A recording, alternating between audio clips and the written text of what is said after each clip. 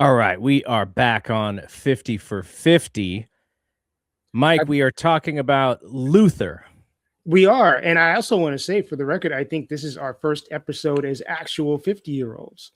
Yes, it is. So, We took a little bit of a break. We had yeah, pre-recorded some stuff. We put out our New Kids on the Block episode as the last one. And we're back with our 50 for 50 episodes. And Luther is such a big topic. His discography is so vast. There's it's so many. tremendous. Yeah.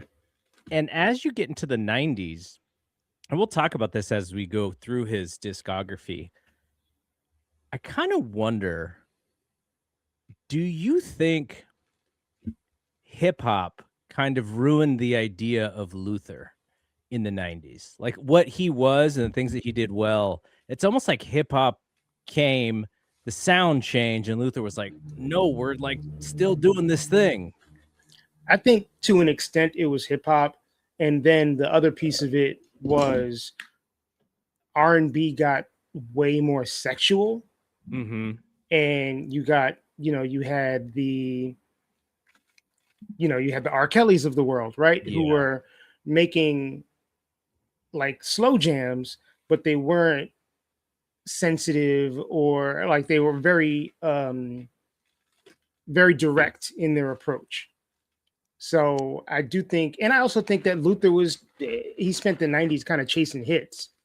Right. The interesting thing is as I went through the discography, I'm listening to a lot of these albums in the 90s, and I'm like, I can't even tell what the single is on this album. The songs are very similar and they're Yeah. very well done, but there's not one that necessarily stands out. Now, he will find that on certain albums, and then in the late 90s, early 2000s, he does adapt the sound a little bit. Yeah. And before his passing, I thought he had kind of found this like really great a great space for him, to where the decade, maybe the 90s, forgot him a little bit, and then in the 2000s he was like, I figured it out. Here's what I can do. Radio will play this. The fans were there. Like I'm a little bit more updated. And then of course he passes He passed away. away. Right. Well, he got sick, and then, for 2 years he was sick, and then he passed away. Did you watch that Luther documentary that CNN had put out? I watched that shit the day it came out. Yeah. Yeah. And what's crazy about that is he's actually interviewed post-stroke. Mhm. And he doesn't look fantastic. Like he's completely done up with makeup, and he's not able to really speak all that well. Mm-hmm. But he holds himself up and he looks okay. And if you watch that interview, your thought is, okay, he's on the mend. Like, I think, maybe he's not maybe he can't continue his career, but the man is going to survive. And then it just doesn't happen and he passes away. Right. Yeah, that Right. was really sad. Yeah. No, it was definitely a shock. So, okay, let's start off like we normally do by just kind of the year in music, and then we'll circle back to his origin story. He really has this like fantastic kind of upbringing in the music industry. Yeah. And Yeah. it's sort of He like, did so many things. it's like a journey to become a solo star. And he like excels at so many things. It's almost like it's almost like a video game. It's like you got to pass this thing to get to this thing. And then he's like, okay, I'm going to do the jingles. And then you pass this thing to this thing. He's like, okay, I'm going to, work with David Bowie. And then, oh, here we go, solo album. So it's like this really awesome journey through everything, like mastering everything until he gets to be the solo artist. But we'll get to that in a second. Yeah. Okay, 1981. When we look back this far in time, some of the things that happened just boggles my mind. This first one is definitely one of those things. January 18th, 1981. Wendy O. Williams of the Plasmatics is arrested in Milwaukee for simulating masturbation with a sledgehammer on stage. The police tackle her, pin her to the floor, and she gets cut over the eye. What the hell? I mean, it was a different time.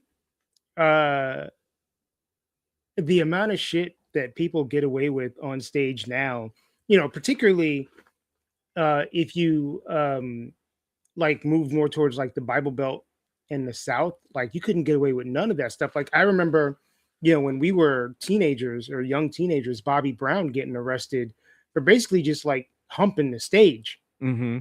And that seems so tame now when you think of like everything that has happened since and what people are able to get away with now. But it you know, back then, like the you know, morality police was real. Milwaukee, man. Y'all don't have And sex that's in not even the Milwaukee. Bible Belt. That's the Midwest. Come on, man. The Fonz was getting it in Milwaukee. If Like, I what's guess going on? I guess only the Fonz was allowed to get it in Milwaukee back in those days. February 9th, 1981, Phil Collins releases his first solo album, Face Value. Opening track, In the Air Tonight, popularizes the reverb drum sound. Album ends up a smashing success for Phil. We're gonna talk about Phil Collins. Yeah.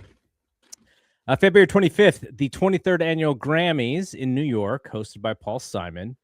Christopher Cross, with his self-titled album and single Sailing, he becomes the first artist to win all 4 General Field Awards in a single ceremony, controversially beating Pink Floyd's The Wall for Album of the Year.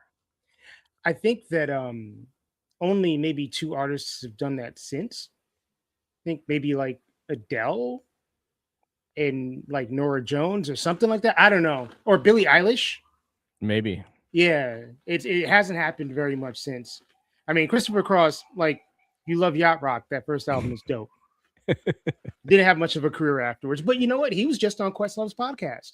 Oh, really? Yeah, one of the most recent episodes, maybe like 3 weeks ago.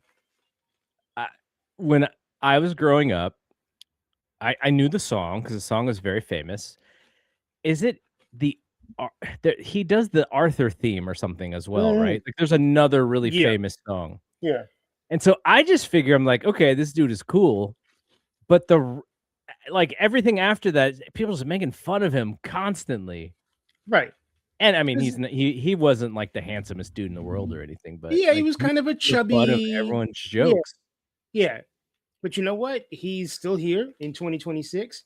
NSYNC covered Sailing on their first album, and I'm pretty sure Christopher Cross got a lot of money off that publishing. Deservedly so. Yeah. So, you know, Christopher Cross is all right. March 14th, suffering from bleeding ulcers, Eric Clapton is admitted to United Hospital in St. Paul, Minnesota. I wonder if he was suffering from bleeding racism too. His 60-city tour of the U.S. is canceled, and he remains in hospital for a month. And the problems do not end for Eric Clapton in 1981, as we will talk about. March 21st, Yellow Magic Orchestra releases their 4th studio album, BGM, and the album is the first to make use of the Roland TR 808 drum machine, which would go on to become an influential device in both electronic dance music and hip-hop. And even beyond hip-hop, we talked about the New Kids, Please Don't Go Girl. That drum beat is made on the 808. The 808, man. Did you ever see that documentary on the 808? No, I've heard about it and I should watch it. I just haven't. It was kind of like, if you didn't find it like when it came out, I think you had to like download it from iTunes or something. Like that was the only other way to see it. But it's actually pretty good. It's not that long though. It's not like a super deep look, but it's kind of fun. I think it's on YouTube. Oh, cool. Even better. March 27th, the crazy man, Ozzy Osbourne, bites the head off a dove at a CBS record label gathering in LA. What the hell? Didn't he have to get like a rabies shot for that or something like that? What's going on here? I'm not somebody gets tackled and arrested for pretending to put a sledgehammer between their legs, and this man can bite the head off a bird, a live bird. Yeah, that's some Santeria shit. April 11th, Eddie Van Halen marries actress Valerie Bertinelli. She was on the cover of a magazine recently.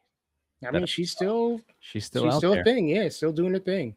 Good for her. Yeah. Eric Clapton again, April 22nd, taken to the hospital suffering from bruised ribs and a lacerated shin following a car accident in Seattle, Washington. So in a matter of 5 weeks, he has bleeding ulcers, has to kill his tour, and then gets in a car accident and is back to the hospital. Not a great year for Eric Clapton. British vocalist Sheena Easton, May 2nd, hits #1 in the U.S. with Morning Train 9 to 5, following a swift rise to fame as the result of a reality TV show. What was that show?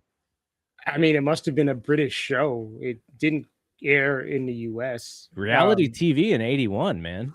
The UK was ahead of its time, I guess. But funny story is Sheena Easton also won the Best New Artist Grammy, and one of the people she beat was Luther, which is crazy when you think of Luther Vandross. And no shade, you think of Sheena Easton, and you're like, what happened? Mm-hmm. Big part of Luther's career was that Grammy that just he could not get it for 10 years into his career, and he finally got it. Yeah. Diana Ross, May 14th, signs with RCA, leaving Motown. $20 million deal is the most lucrative recording contract in history at the time. Wow. That's big money in 1981. What is $20 million? What is 1981 $20 million in 2026? Yeah, what do people sign for today? I mean, the people don't even really sign today. I mean, the way that contracts are made is so different now. The way the music industry is so different now. Like if Taylor's a free agent, like how does she negotiate her next deal? Like what goes into all that? Just give me all the goddamn money. I'm pretty sure Taylor just pulls up and is like, blank check, please. Oh man. May 30th, a reformed The Human League have their first commercial success as The Sound of the Crowd climbs to #12 on the UK singles chart. Be another year before they blow up in the US. And July 13th, Duran Duran released Girls on Film, accompanied by a highly controversial music video that is censored for airplay on MTV, banned by the BBC, becomes a band's first big hit, eventually peaking at #5 on the UK chart during an 11-week run. August 1st, MTV broadcast for the very first time in the US, playing Video Killed the Radio Star.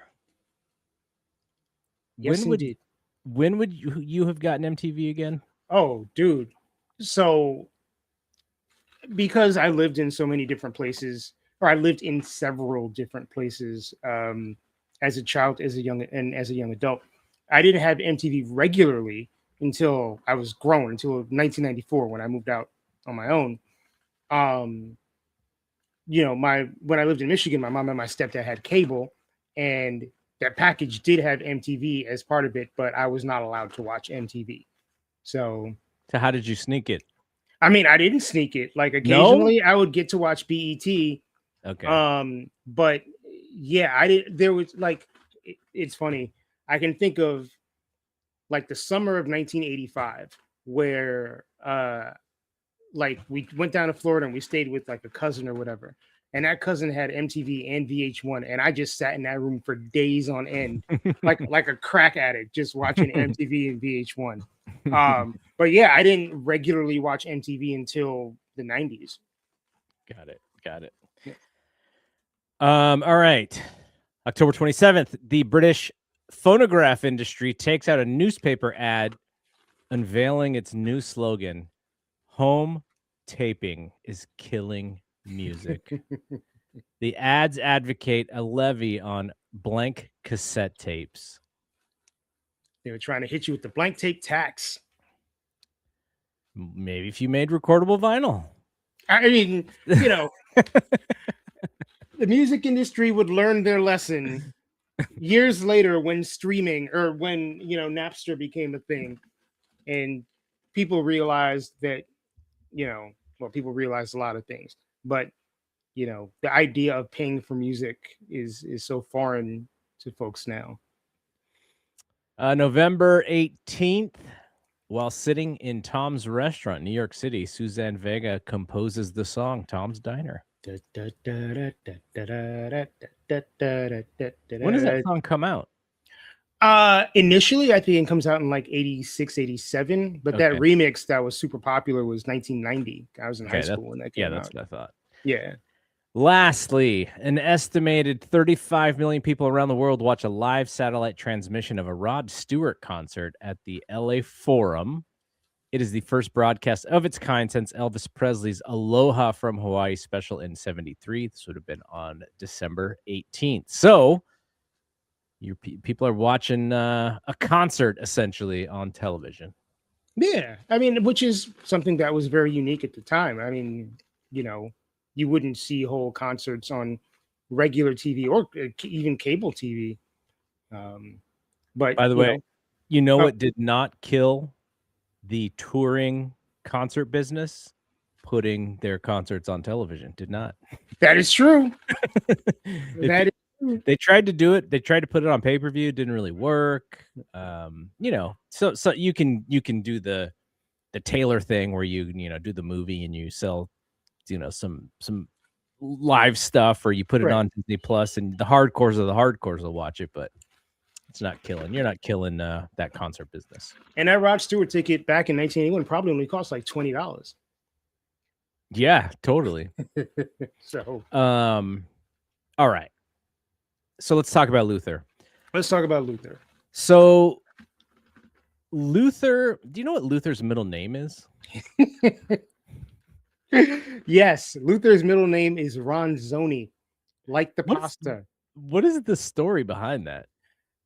The story is that Luther's mom, when she was pregnant with Luther, the only food that she was able to eat and not throw up was Ronzoni, the pasta.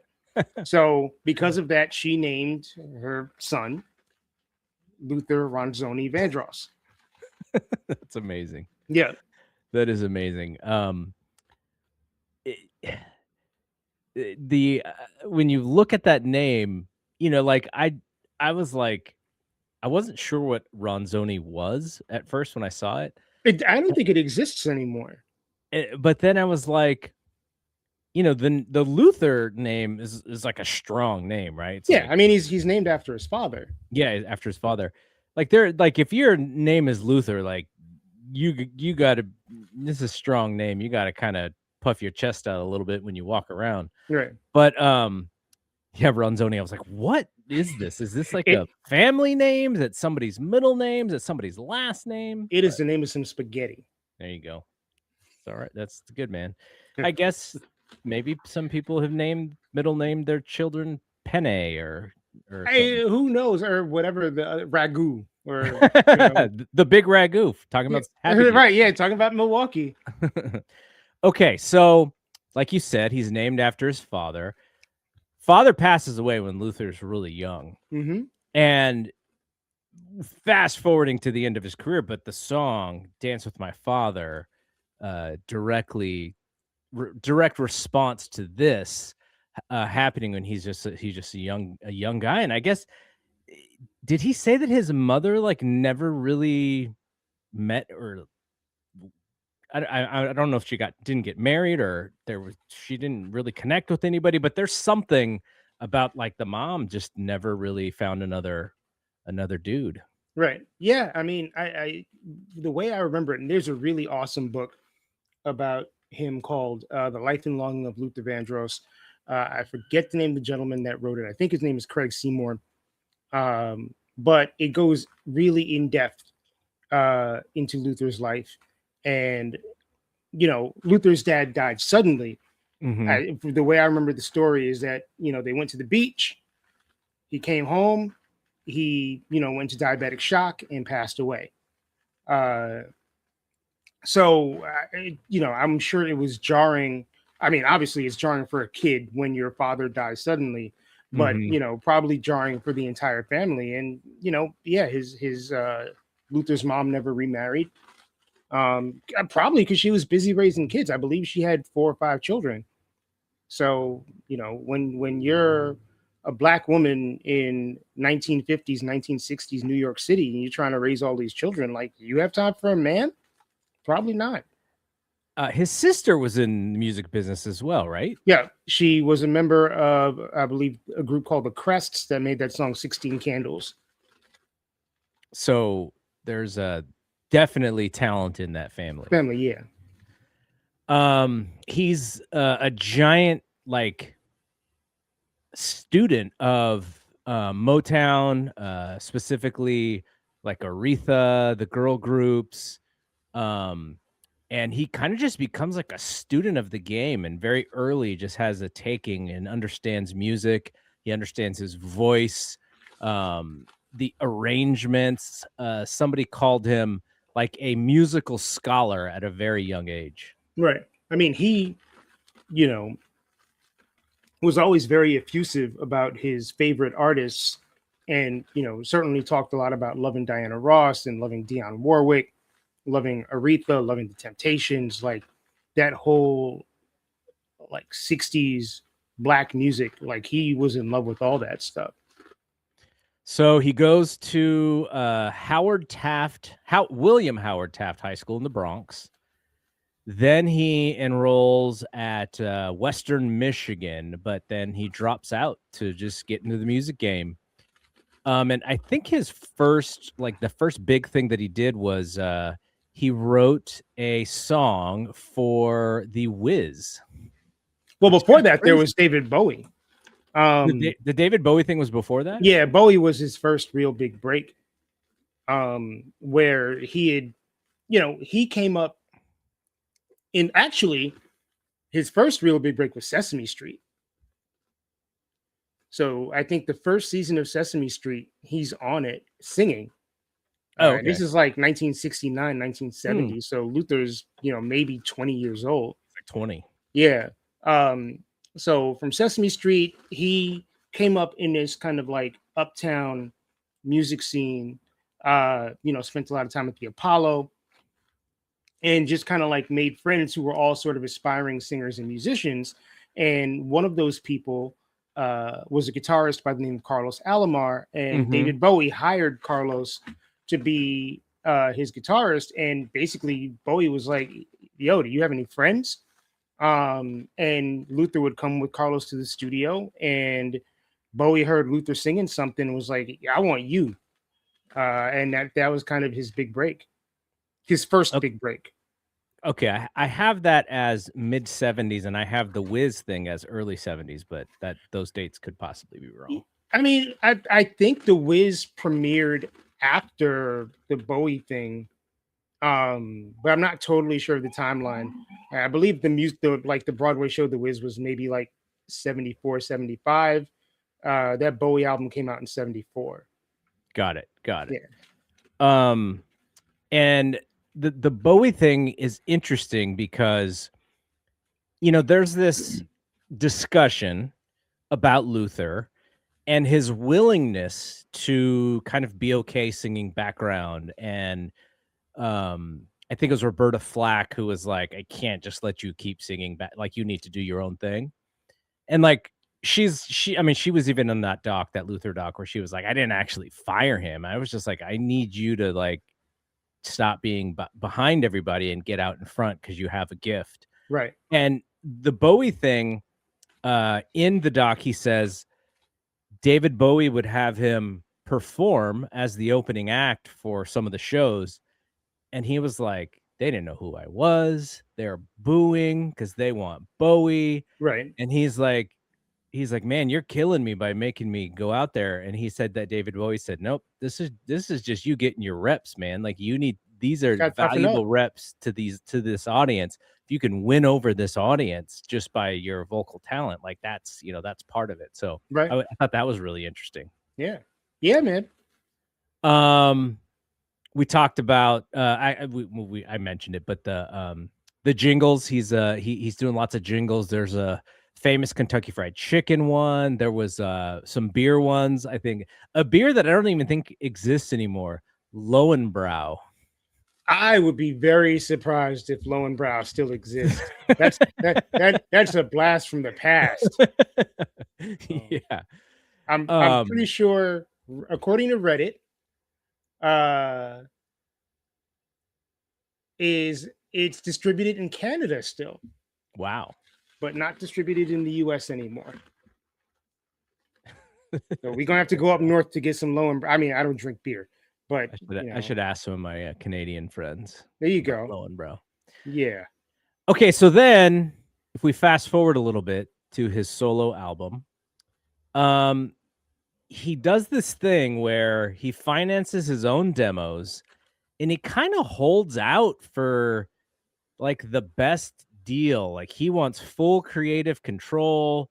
He wants to handle everything. He wants this record to happen on his terms. And so for someone who was kind of behind the, singing background, as he pushes himself to the forefront, he really takes control. Control. Yeah. And the way that Luther generated the capital to be able to finance his demo, not only was he on tour singing background for Roberta Flack and Bette Midler and, all these different people, he was doing jingles. And, if you sing on a jingle, every time the commercial comes on TV, you get a little, you get a royalty. So he's making money off that. And then on top of that, he's a background singer on like a ton of hit records. So, you talk about like Freak Out by Chic and We Are Family by Sister Sledge. He's the Greatest Dancer. Fame by Irene Cara. Enough is Enough by Barbara Streisand and Donna Summer. Like all these records have Luther singing background on them. So he's making bank as a jingle singer, as a background singer, as a tour background singer. And then, like, what really kind of blew him up and set him up for this solo career is there was a group called Change, which was like a disco group modeled kind of after Chic. And they had two big hits, Searching and The Glow of Love, and Luther sang lead on those records, and he was credited on as singing lead on those records. So that's kind of how like the general public first really got to know who Luther Vandross was. And he's really at this interesting crossroads of like disco and post disco and where the R&B genre comes out of that. Right. And like if you listen to Never Too Much, it almost sounds more like a 70s album than an 80s album in some ways. I mean, it definitely doesn't sound like Thriller. Yeah. Exactly. Yeah. But I think like I was thinking about this, I'm like, who are they trying to model this guy after? Right. Because disco was kind of out. You could make a disco record. You look at all the other like black men that were popular in music at the time, and he wasn't going to be Mike. He wasn't going to be Rick James. He wasn't going to be Teddy Pendergrass. Like he kind of sat in that like George Benson lane where like he, had a great voice. And there's a lot of like jazzy guitar on that first record too, which is not on his subsequent records. So I think they were trying to kind of like stick him in that lane a little bit. And he kind of creates his own lane, which would become like the Quiet Storm era and all of that. Like he's just such a giant part of that. So when I listen to the discography, and we'll go through kind of, a lot of the albums and just talk about how successful they were. And I wanted to ask you about this because I think he was a very private person when it came to sexuality, when it came to, just things about his person. And he had to deal with the weight stuff because he's in the public eye, and you can see him growing and shrinking and getting skinny, and then, dealing with that and then getting bigger again. But there was always a question about, whether or not he was heterosexual or homosexual. And he had to deal with that question. And, he would be very adamant that nobody's business but mine. And I think people could read into his answers in whatever way that they wanted to. Right. I think when he passed away, Patti LaBelle made some comments that you could take as... I mean, he was outed by a ton of people after he passed away. I mean, even in Arsenio's book, he outs him. Right. So my question to you, and this is not just Luther, this is everybody in the music industry who cannot be their true selves. Right. He is singing about love, and in many cases it is about love of a female. And I felt like a frustration in thinking how I don't know if he found it hard or if he just saw it as sort of acting, but he's putting his soul into these songs and he's not able to be not able to necessarily sing about the person he probably would have wanted to sing about. And I just there's like a sadness hit me when I was listening to some of these songs. I mean, a lot of his better known songs are a little sad. Just they're lyrically like they're songs about longing, which is a universal concept, right? You Right. can be gay, straight, bisexual, asexual, whatever it is, and still long for somebody. I don't like nothing is coming to mind immediately, and I'm sure that there were some songs in which he was gender specific Mhm. and mentioned, she or her or like whatever. But I think a lot of his songs also are not gender specific. So again, like if you're not mentioning the gender of somebody, you can apply that to whoever you want to apply it to. Um, the reality is it was the 80s.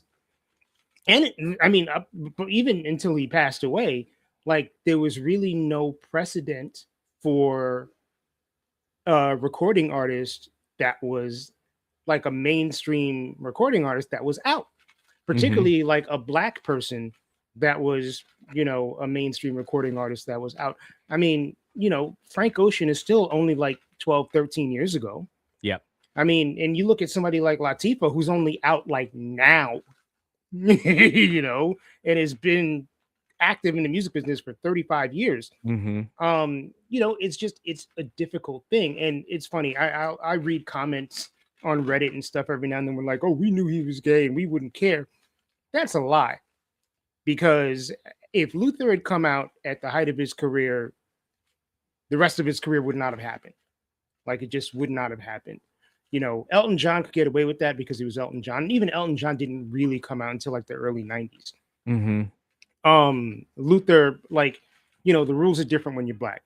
Yeah. And also Luther's audience was primarily women.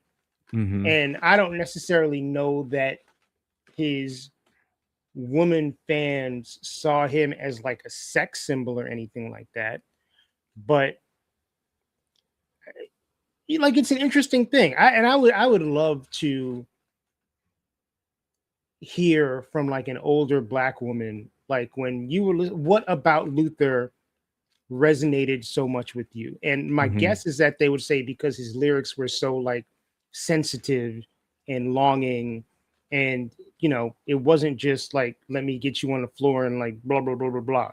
It came from a very like romantic but also kind of like heartbroken kind of place. And again, that none of that is gender specific. Lots of songs of his that I noticed listening to most of his discography about him being the one who gets who the dude or the woman or whomever steals the significant other from. Like it's like I can't have you because now you're with this person. This Like person, right? there's a lot of that in his music Yeah, a lot of that I noticed. lost love. Yeah, and, Yeah. yeah, it just it just hit me, like, as I was listening to it, I was like, "Man, it's so unfortunate that in certain cases he wasn't able to sing, about the love that he was specifically probably talking about." But, You know, and that is, I mean, lyrically speaking, like that's a story a lot of queer men can relate to as well, for different reasons.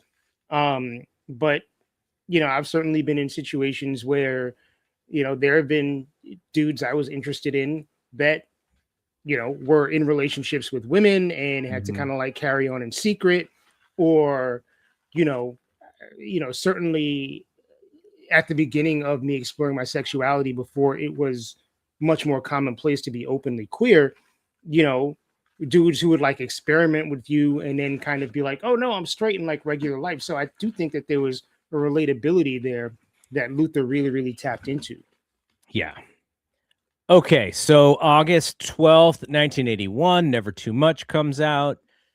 Never Too Much is the, single, number 1 R&B, and I think a lot of people would say this was maybe his best song. So to have that be like your first single and for people to still believe that is the best song that you ever did is kind of incredible to me. Song is so joyful. Like it's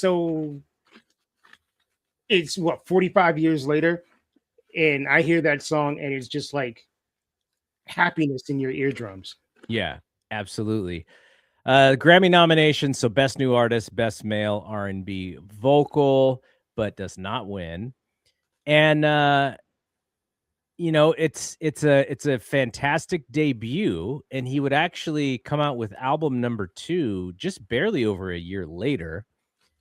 And it's funny because I remember, Luther for comics, he was Oh often the God. butt of jokes. Yes. Eddie Murphy, Martin Lawrence, and Martin Lawrence, one of his stand-ups was like, we don't want the fast stuff, and he's talking about Bad Boy having a Right. party. He's like, Right. that's not you, Luther. We want the slow Luther. Right. And so I listened to that song knowing that joke before I had ever heard the song. So that always makes me laugh. But the Yeah. song's actually pretty good. I don't know if It's a great song. Yeah, Martin what's was Martin talking tripping. about? Yeah. Come on, Marty Marr. Um, and Since I Lost My Baby, I think people will remember. And so then another 13 months later, so we're talking about 3 albums in the span of like 39 months. Right. Busybody comes out. Now these are all platinum selling records. I don't know Yeah. how long it actually took them to go platinum, but No, I think it was a thing for a while that Luther was one of. I mean, I think there were maybe like 3 or 4 other artists at that time who would have like their first 7 or 8 albums all go platinum. he's also around this time doing stuff with Aretha, Hmm. producing some of her stuff. Um, The Night I Fell in Love, February of '85. This is where he did lose some weight, which became a thing, became a topic. And then '86 is Give Me the Reason. Yeah, with Uh, that was actually like if you look at the cover, give me the reason, which I have down there, and he's doing the Thriller lean, yeah, and he's showing off, the body yaddy yaddy. So he's lost weight, and he's very comfortable in his skin and wants to like show off the fact that he's not as uh heavy as he I mean, was before. he was also just a handsome dude. Like, Yeah. it's when he lost weight, his face was very sculpted and chiseled. Yeah. Yes. He was still a handsome guy, on the heavier end, but I Yeah. could see how he if he lost weight, he was like, "Oh, like, this is a different version of me," and I'm sure he got more attention, and I'm sure people, Yeah, I think you it know just like, it made him more desirable. It made him more marketable because I think a common issue with his record company, they were like, we can't market a fat dude. Um, so yeah, I think it served a variety of purposes in terms of his self-image and what he thought his marketability was. He's slowing down a little bit. Any Love comes out about 2 years later, and it's 1988, so you're talking about kind of early New Jack Swing, Michael and Whitney, Janet, and yet he's kind of staying the same. He's not Right. chasing that trend. He's just doubling down on his Luther sound, Yeah, and we're talking 6 platinum albums in a row. in a row. Yeah. And then the early 90s hit. Power of Love, Love Power, where he wins his Grammy. Well, he won a And Grammy for Here and Now, so that came before. wait, So what Power year of was Love it? was his second Grammy. Here and Now was 89. Oh, okay. Yeah. Okay, got it. What album is Here and Now on? It was on a greatest hits record. Oh, that's what it was. Okay, Yeah. that's why I don't have it. Got it. Yeah.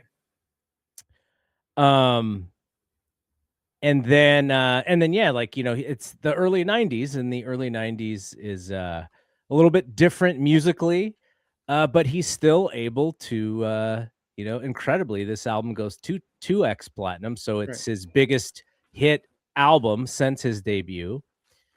And then here's where, for me, things start to change. As I was listening to his albums from 93 through about 98, it's getting a little repetitive, though I think this is actually a brilliant change up.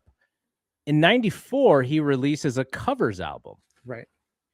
And by releasing the covers album, he's able to record with Mariah Carey. So they redo Lionel Richie and Diana Ross in a version that I think is probably better than the original. I mean, I'm not crazy about that song in general, so I don't really listen very much to either version. Yeah, no, I mean it's Endless Love in general, like the Lionel and Diana song. I think a lot of people kind of put their finger down their throat when It's when they corny. hear it. Yeah. It's corny. But yeah, like And the reality is also that Luther and Mariah are better singers than Diana and Lionel. Oh, for sure. Yeah. And I think they would work together. I've just going through some stuff, and some of this might be uncredited. I didn't look at the credits. Like I could hear Mariah singing background on some Luther songs. Yeah. And the reason why I can tell is because Mariah has a very noticeable lisp when she puts the S and H together. Like she does it like almost nobody else that I could hear. And there's a couple of songs where I hear her in the background because of that. Yeah, I do know that, I don't know if Mariah sang on uncredited on any Luther records, but I do know that Whitney's mom, Cissy Houston, sang background on almost all of his records. Mm-hmm. So, he, like, as someone who came up in the jingle world and in the background singing world, I think Luther had a very special place in his heart for like vocal arrangements and background vocals. And on all of his records, like those vocal arrangements are super intricate, and he's not doubling himself or tripling himself like most artists do for their own background vocals. He hired people and brought them in, and they were singing along with them. Yeah. So, like I said, as you kind of get to the later 80s, Your Secret Love is a really, really nice song. He wins another Grammy. That's 1986. 96. I'm sorry, 96. I Know is 1988, and that is his last album on Epic. And sorry, now I feel like I'm correcting you. His last studio album on Epic was Well, he did Your Secret Love, then he had a Christmas album. Okay. I think. And then there was a second best of, and then he left Sony. He left Epic. He put I Know out on Virgin. That was his I Know is a Virgin. Yeah. A Virgin. Yeah, it's on Virgin. Yeah. And then 2001. Well, I guess I would say I Know in 98 is a little, he's testing the waters with some different sounds because it's all over the place. Rodney Jerkins is on this album, right? Very noticeably, by the way.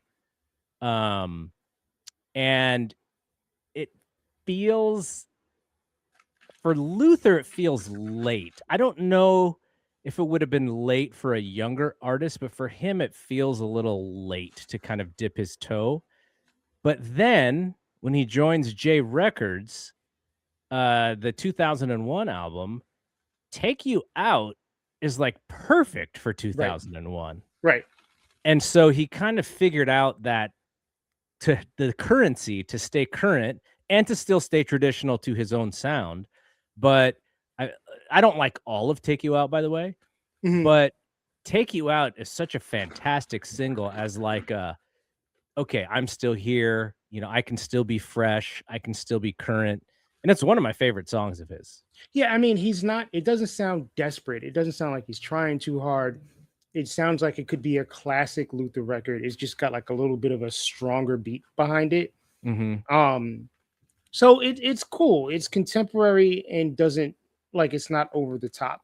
And Clive Davis, for all the shit people talk about Clive Davis, he was really good about plugging people in to a sound that was happening. And we talked about this with Whitney too, without making them sound like they were like running real hard to just keep up with everybody else.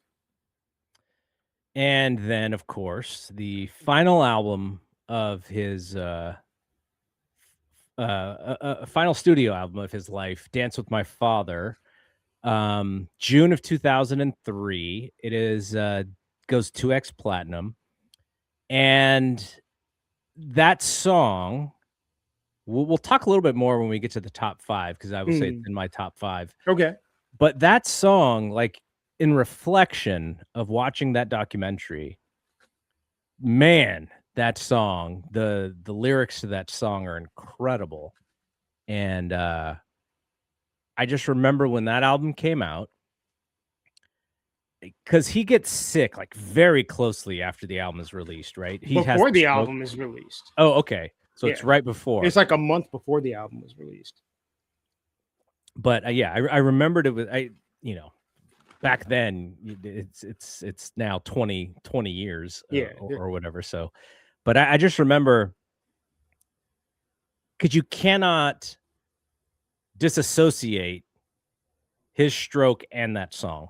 Right. Like I cannot like think about them independently of one another. Like it Right. feels like, it almost feels like it happened on the same day. Like the first time I heard that song, Right.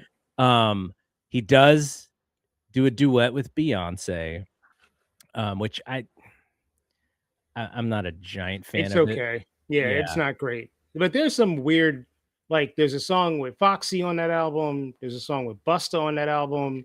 Like he's definitely trying to like Busta's the weatherman on that song. Yeah. I'm like, not sure how I feel about him doing songs with hip hop artists. It felt very forced. And interestingly, other than Busta, he does one other song where there's a male rapper, but every other song that there's a rapper on it, it's a female. It's a female rapper. I think there's read between those lines. I think the first female rapper that may have been on one of his songs is Spinderella. Yeah, Spin. Yep. I think. Yeah. I thought that was interesting. Yeah. Okay, so that is his discography. Now we'll go back to the first album. We'll just dig a little deeper. But our Grammy Redux. So we go to 1982 Grammys. All right. Best R&B vocal performance, male. Luther is nominated. He is nominated along with Teddy Pendergrass, I Can't Live Without Your Love. She's a Bad Mama Jamma, Carl Carlton. That's a jam. Street Songs by Rick James. And James Ingram, 100 Ways. I think James Ingram won the Grammy that year. James Ingram definitely won. And that's the only song I can't remember off the top of my head. Oh, really? Yeah. 100 Ways. Yeah, I'm gonna have to go back. It's on a Quincy record. Okay. I mean, I'm tempted to say give Luther that award, but that was also Rick James's year. Mm-hmm. And like you throw Super Freak on at a party, I'm dancing as hard as I would be to Never Too Much. Yep. So, if Rick and Luther could have shared that award, that'd be some weird shit, first of all. Like, by the way, this is an aside. I saw this video. You know how like one of the things these days is, everyone's doing a podcast, right? And then they find a way to animate the story that is, and then they put it on Instagram. Yeah. So Todd Bridges. Oh Lord. You didn't know that Todd Bridges was going to be on this podcast. No, did not. Todd Bridges tells this story of, and I will get to the end and because Eddie Murphy is involved in the story. What? Too. So Todd Bridges said that he was friends with Eddie Murphy. And Eddie Murphy, who is, very outwardly so, has said he'd never mess with drugs. And people will say that, like, he just saw it mess up too many people. Though my man's spending, weekends with Rick James, in Buffalo. That's crazy. And supposedly not doing anything. But so Todd said that Eddie noticed that he was struggling. And he said that Eddie called up Rick James to kind of help set Todd straight. And Todd said that he was at his house with a female, and Rick comes over and is like, "Hey man, like, you know, where's your stuff at?" And Todd points to it, and so Rick says, "Okay, here's what I'm gonna do. I'm gonna help you out. I'm gonna take half of your stuff because you don't. This is too much. You don't need all this." And then he also left with the lady who was Mr. Steal hanging Your out with Girl. Todd. And so Todd is telling the story, and it sounds kind of like, okay, dude, whatever. And so there's a part of this story where Eddie is at the end. Somebody asked Eddie about this, and he's like, "I sent Rick James over to Todd. I did that." Like, he doesn't remember any of this. Oh God. So it's kind of like a he said story. Right. But the fact that Todd, Rick James, and Eddie are involved in the story was like, why isn't, like, there has to be some more stories about these three guys. Like, I would Yeah, pay to listen to more stories. it doesn't get more 80s unless you throw a Jackson in there somewhere. Like, Yeah, you yeah. know, that's crazy. Put Jermaine in there. Put Jermaine in there, Greasy Jermaine. You know, but there's like in Arsenio's book, he tells a story about hanging out at Luther's house. Yeah. And it's like him and Luther and Elton John and Janet Jackson and Johnny Gill. It's just like, man, you know, what was everybody doing? There's got to be a bunch of stories that the people who are still alive are just too scared to tell. I mean, Luther is like a famous Arsenio guest too. Yeah, like, was the very first musical guest on the Arsenio Hall show, and the last musical guest on the Arsenio Hall show. In the documentary, Thick of the Night. Oh man, Alan Thicke, and a young Arsenio Hall as his Ed McMahon. Right. And they introduced Luther on the show. Wow. It's crazy. It's crazy. You know, Robin was sitting somewhere backstage like, yeah, I like this shit. taking notes. Yeah, young Robin just watching everything. Right. Okay, so back to Never Too Much. You know, the song, I mean, this album has what, 8 songs? 7 or 8. I don't remember. 7? Yeah, something like that. It's not a lot of songs.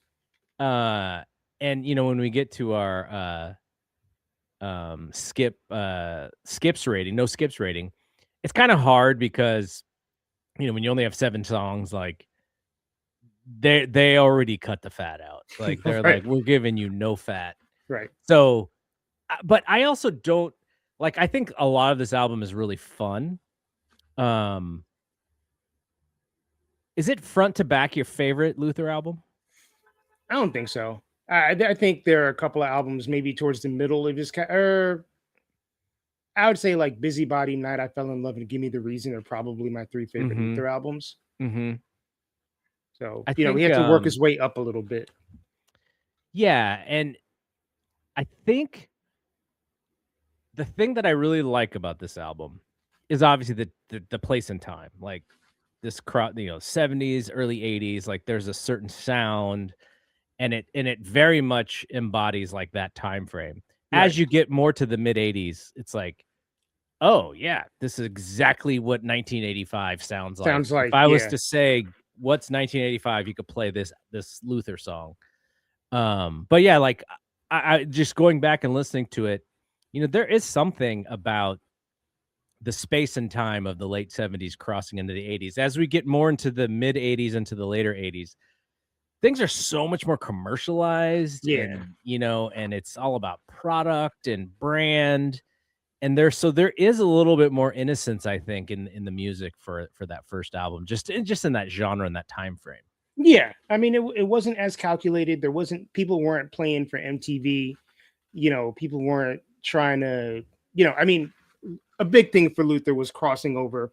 And this is a time when, if you were a Black artist, you had to kind of reach a peak at Black radio before white stations would even like think about playing your record. And there were maybe only like 5 or 6 artists that were exempt from this, which would be like Michael and Stevie and Lionel and Diana and like whatever. And Luther's like, if I'm selling 1 million records of pop as a black artist, why am I still too black to get played on white radio? Mm-hmm. And I do think that as his records progressed, his sound watered down a little bit to maybe try to fit, because basically late 80s, early 90s, Michael Bolton gets popular. Michael Bolton is essentially the white Luther Vandross, the skinny white Luther Vandross, the skinny white straight Luther Vandross. And they were on the same with bad hair. With bad hair. And I'm pretty sure Luther went into some label meetings and was like, yo, you can get this dude played on the radio and I can't get played on the radio, even though my records sound damn near exactly the same. So, it was just kind of it was a struggle for him. And, same thing with getting recognized in like the pop category at the Grammys. He was like, I don't just want R&B Grammys. I want record of the year or song of the year or album of the year. And, unfortunately, he had to get sick in order to get that, because I think Dance with My Father won Song of the Year that year. Yeah. But, I mean, he definitely had issues with being placed in a box, because of the color of his skin. Right. And I think also his size and the rumors about his sexuality had something to do with it. And also an unwillingness to kind of chase what was, going, like, imagine, and I'm going to surprise you with a category right after this. Okay. But imagine, like, and not that I would have wanted this dude to work with Luther after what we know about this dude, but imagine R. Kelly going like, okay. He did. R. Kelly and Luther have a song together. What is it? Is it good? No. But on the second greatest hits album, R. Kelly has it, and it was the lead single from that album too, and it didn't do super well. And again, it's not very good. But and you could maybe make like, there is a way that Luther fits into like the thing that R. Kelly does, or R. Kelly fits into the thing that Luther does, because occasionally R. Kelly was capable of writing a song that was not like super sexual. What I think about, right, or if I could turn back the hands of time, or whatever. What would have been weirder would have been like, hey, Pharrell, come do this song for Luther. Sound wise, I think it could have been interesting. I don't know if I want to hear more than like one or two of them, though. Right. It would have sounded different. I'm just not sure it would have sounded good. Yeah. What is your second favorite song on this album? And this is me assuming that Never Too Much is your favorite song on this album. I mean, you're blowing up my top 5 list. Okay. Well, my top 2 songs are from that album. Okay. Well, yes. We can hold it. Yes. All right. So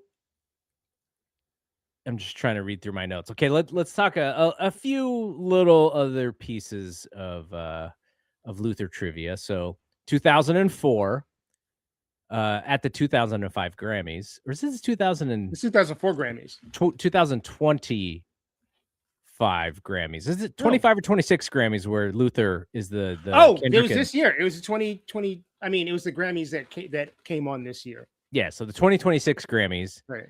Kendrick Lamar and SZA, they actually win. Is it song or record? They won record of the year for Luther, which samples "If This World Were Mine," which is not a Luther record, interestingly. And Cher, when Cher gives out the award, she gives it out to Luther himself. I mean, I'm pretty sure Luther was somewhere in the spirit universe like, yeah, damn right, I want that goddamn award. It's my song. My song that so the funny thing about If This World Were Mine, it's a cover. It's a Marvin Gaye song. Yes. And B, it was released on Cheryl Lynn's record as a duet. Oh, okay. So yes, it's not really even a Luther Vandross record. Yeah, that is right. So hilarious. But the song is just called Luther. That's Luther. Right. And then Rock and Roll Hall of Fame. About Finally. damn time. Yeah.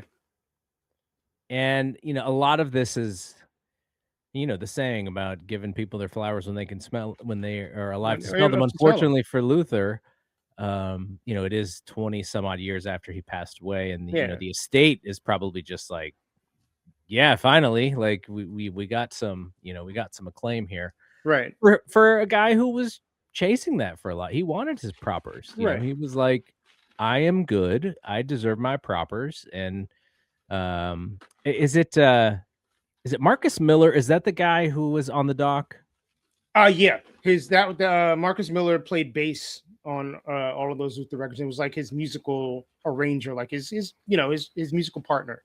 Pretty jacked too in that dock. My And man he hit some weights. he was saying that when Luther won the Grammy for the first time finally, he said that for the day, Luther made everyone, they couldn't just call him Luther, they had to call him Grammy Award. Grammy winner. Yes. Yeah. I'd do that shit too. I would have called Luther whatever he wanted me to call him. That's right. Ronzoni, whatever you want. Yeah, exactly. Um, do you remember any of the other 70s jingles that he did? He did it. There He was did a one of the. He did a "Be All You Can Be" jingle. He did an Army jingle, if I Oh, remember he did? correctly. Yeah.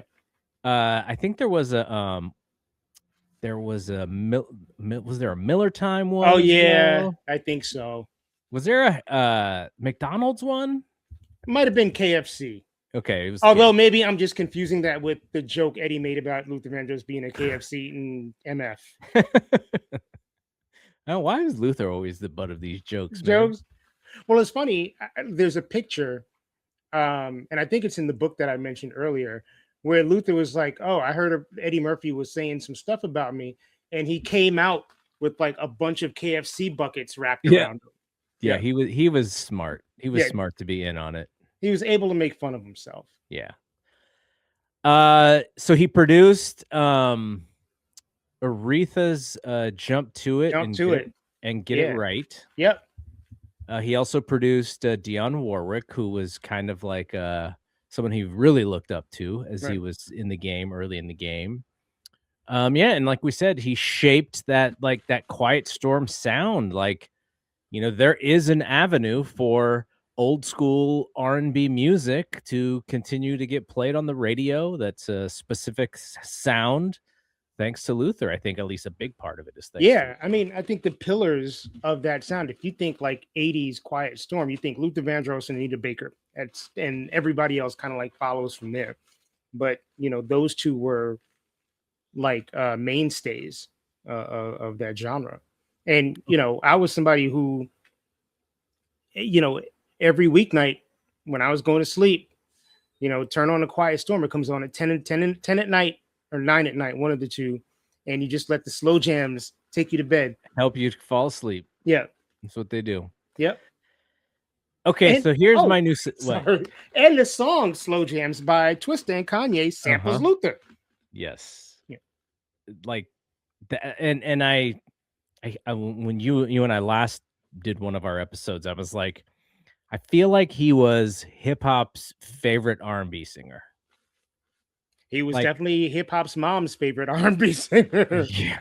Just so many different versions of his songs that were sampled or that were interpolated or like little hooks, like just little lines in certain songs. I was like, oh, that's from a Luther song. Like, Yeah. Okay, here's the segment that I did not prepare you for.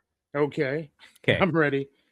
In their primes, and this would be Luther in his prime too, would you rather have a fully produced Jammin' Lewis Luther album or LA and Babyface Luther album?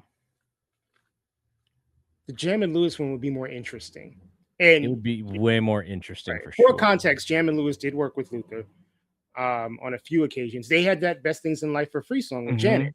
That we'll talk about that in my top Okay, 5. Okay, all right. The Babyface would have just been like, this is going to be all ballads. They're all going to kind of sound alike. There's not going to be much variety in the album. Jammin' Lewis would have thrown some curveballs. Yeah, I think I would rather listen to the Jammin' Lewis album, though I'm sure Babyface, they would have had a number 1 hit. I'm pretty sure this is the story that Every Time I Close My Eyes was written for Luther, and Luther rejected it. No way. Yeah. Damn. Yeah. So we came very close to having a Babyface Luther record. And It just seems like that would have been a natural, right? I can hear, like, when I play the song back in my head with Luther's voice on top of it, I'm like, this makes perfect sense. Yeah. Whatever, Luther just didn't, he was like, I'm not rocking with this record. And Babyface kept it for himself and had a hit. Which is interesting because, you know, Luther seemed very protective of what he wanted to do, of the control, like we said in the beginning. You know, he wanted control of what he was going to do, and you know, he wasn't going to necessarily place, you know, his projects in hands that he was uncomfortable in for whatever. Right. But to me, it feels like Babyface and him would have been like a natural kind of connection there. You know, I do think he was very protective of his brand, and, you know, very particular about the people that he worked with. Do you think he saw Babyface as a competitor, possibly? I think that's possible. I mean, there's also a lot of stories out there about Luther being a raging bitch. So, you know, or just being like very, very difficult. But, you know, he went on tour with Anita Baker and they had beef. He took In Vogue on tour, they had beef. He worked with Aretha, they had beef. So I just feel like, you know, Luther, I think, was difficult and protective in some ways that maybe would have prevented that relationship from really going where it needed to go. All right. No skips rating on Never Too Much. Only a few songs here. So. Yeah, it's a quick hit. So I would give it an 8. I can play that album straight through. I was thinking 7.5 for sure. Yeah. But all right. So we'll be back with our top 5, which I'm very interested because, you know, you gave a little. I gave it away. Just a little bit. You didn't give it all away. You gave 40% of it away. 40% of it away. But, and I mentioned The Best Things in Life for Free because that is a song that I was chasing that song for a while. I was like, man, how can I find this song? The Mo Money soundtrack? Do I really want to buy this Mo Money soundtrack? But okay, so we'll be back with our top 5 with Luther, and then later you'll see Mike's review of Never Too Much, and then we'll put our playlist top 5s of Luther as well. So, all right, that's it from here. So for Mike, I'm Double G. See you when we see you. Peace out.